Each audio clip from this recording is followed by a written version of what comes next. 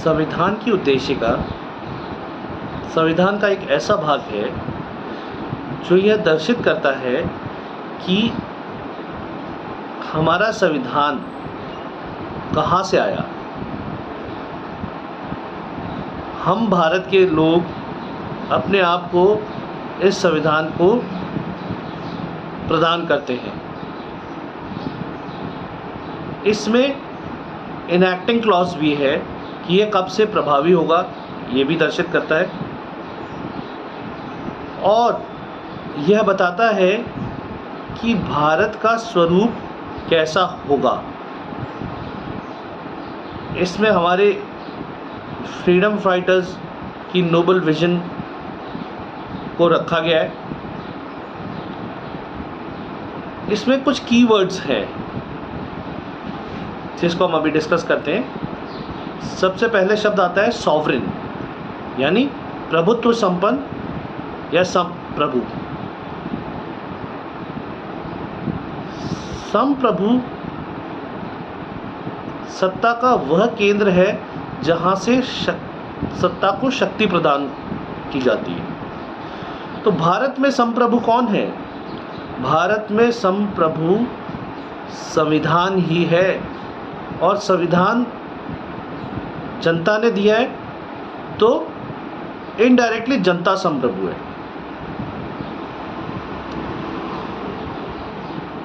भारत में हम अपनी विधियां स्वयं बनाते हैं और स्वयं ही लागू करते हैं। हम किसी बाह्य शक्ति के नियंत्रण में नहीं हैं, अर्थात संप्रभु हमारे ही देश में संविधान के रूप में मौजूद है। दूसरा शब्द है समाजवादी, सोशलिस्ट। समाजवादी शब्द आर्थिक अर्थव्यवस्था से जुड़ा हुआ है। हम मिश्रित अर्थव्यवस्था हैं, यानी उत्पादन के सभी साधन सरकार के नियंत्रण में हैं। जहां समाजवादी व्यवस्था होती है वहां एक कल्याणकारी राज्य की परिकल्पना अंतर्निहित होती है, यानी जनता की भलाई की जिम्मेदारी सरकार की रहती है। उनके लिए कोई भी विकास का कार्य करना सरकार की ड्यूटी रहती है। तभी सारे उत्पादन के साधन सरकार के नियंत्रण में दिए गए हैं, जिससे लोक कल्याणकारी योजनाओं को अमल में लाया जा सके। यदि पूंजीवाद हो तो व्यक्ति या बिजनेस हाउसेस अपना फायदा करेंगे, जनता का नहीं। कम्युनिज्म में आपको आज़ादी बिल्कुल नहीं है, केवल हम सरकार की मर्जी पर ही डिपेंड करेंगे, सुविधाओं के लिए, पैसे के लिए, और सरकार मनमाने ढंग से कार्य कर सकती है। किंतु समाजवाद एक ऐसा पैटर्न है जहां व्यक्तियों को अधिकार भी हैं और सरकार पर कल्याण करने की जिम्मेवारी भी है। फिर आता है शब्द पंथ निरपेक्ष। पंथ निरपेक्ष का अर्थ है सभी धर्मों को समान रूप से उन पर विश्वास किया जाना। इसका यह अर्थ नहीं है कि किसी भी धर्म में विश्वास नहीं करना। इसका केवल यह अर्थ है कि किसी राज्य का कोई धर्म नहीं होता, राज्य का कोई धर्म नहीं होगा, किंतु भारत सभी धर्मों में समान विश्वास रखेगा। फिर है लोकतंत्रात्मक सरकार। लोकतंत्र में सरकार जनता द्वारा चुनी जाती है। अब्राहम लिंकन के शब्दों में, it is government for the people, by the people end of the people. जनता के द्वारा चुनी गई, जनता के लिए जनता की सरकार।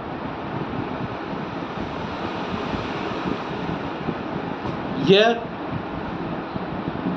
साधारण चुनाव से संभव है। केंद्र और राज्य दोनों ही विधान मंडलों के लिए, सेंटर में पार्लियामेंट के लिए और राज्य में विधानसभाओं के लिए सरकार का चुनाव होता है, और चुनाव के पश्चात जो बहुमत में होता है उस सरकार का गठन होता है।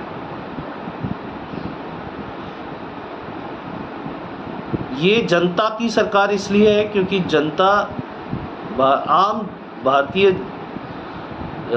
नागरिकों के बीच मध्य में से ही कोई खड़ा होता है।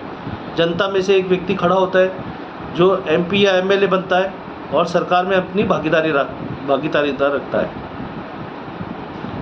और जनता के कल्याण के लिए ही यह सरकार बनती है।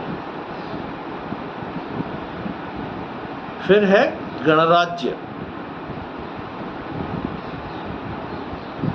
गणराज्य का अर्थ है कि हमारा हेड ऑफ द स्टेट चुना हुआ है। हमारा राष्ट्रीय अध्यक्ष इनडायरेक्ट चुनाव से चुना जाता है, जिसमें डायरेक्ट जनता वोट नहीं करती, किंतु हमारे चुने हुए प्रतिनिधि इनको चुनते हैं। और जो गणराज्य है वो, उसमें जो राष्ट्रीय अध्यक्ष होता है वह प्रथम व्यक्ति होता है देश का, और वो भी चुना हुआ है।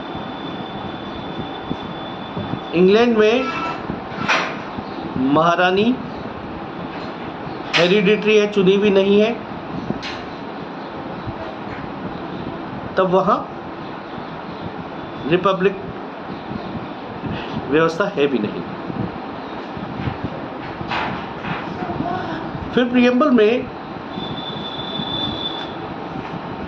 कुछ महत्वपूर्ण और भी शब्द आते हैं, जैसे सामाजिक, आर्थिक एवं राजनीतिक न्याय, विचार, अभिव्यक्ति, विश्वास,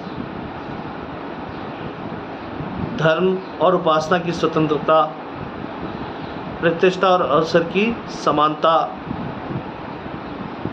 ये फंडामेंटल राइट्स के अलग अलग प्रावधानों में इनको समायोजित किया गया है।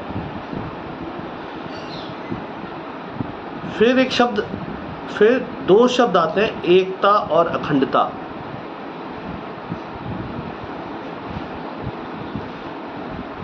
ये दोनों एक दूसरे के पर्यायवाची नहीं हैं। एकता का अर्थ है कि राजनीतिक रूप से भारत एक है। एक राष्ट्राध्यक्ष के तहत भारत की सरकार का गठन होता है, या उसके आदेशों से सरकार चलती है। कश्मीर से लेकर कन्याकुमारी तक एक राष्ट्राध्यक्ष का शासन है। और अखंडता का अर्थ है भौगोलिक रूप से हम अखंडित है। हमारा जो भी नक्शा है, जितने भी भारत के अंग हैं, उनको खंडित नहीं किया जा सकता, अलग नहीं किया जा सकता। कोई खंड अलग होके कोई स्वतंत्र देश नहीं बन सकता, या किसी और देश के साथ उसका विलय नहीं हो सकता। ये सब हमारे अखंडित भाग हैं। तो भौगोलिक रूप से हम अखंडित हैं, राजनीतिक रूप से हम एक हैं। एकता और अखंडता, हमारी एकता संविधान के लागू होने से आई 1950, और हम अखंडित तो जब हमें आज़ादी मिली 1947 में, हम तभी अखंडित थे। अब प्रश्न ये उठता है कि क्या उद्देशिका भारतीय संविधान का भाग है? साधारणतया किताबों में जो उद्देशिका होती है वो उस किताब का भाग नहीं होती, किंतु संविधान में ऐसा नहीं है। इन री बेरुबारी केस के अंदर और केशवानंद भारती में इन मामलों पे चर्चा की गई, और केशवानंद भारती वाले मामले में कहा गया कि उद्देशिका संविधान का भाग है और हम पूरे संविधान को उद्देशिका की रोशनी में ही पढ़ते हैं और समझते हैं। इसमें ग्रैंड एंड नोबल विजन जो कि हमारे फ्रीडम फाइटर्स की थी, उनको समाविष्ट किया गया है।